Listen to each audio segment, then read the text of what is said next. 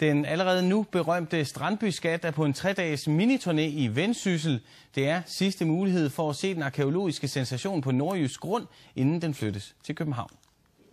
Og her er den så.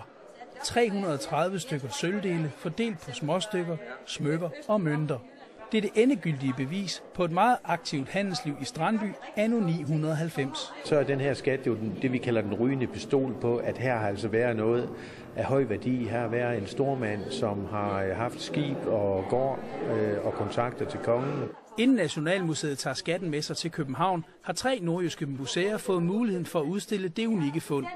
For finnerne sætter det kronen på værket. Det er jo rigtig, rigtig dejligt, fordi det vi har ligesom haft som mål, det er, at den skal kunne vises lokalt. At der bliver lavet de her særudstillinger, det gør jo netop, at folk har muligheden. Der er altså folk i Strandby, som ikke har mulighed for at se skatten på Nationalmuseum. Sidste chance for at se Strandbyskatten er i morgen på Vendsyssel Historiske Museum i Hjørring.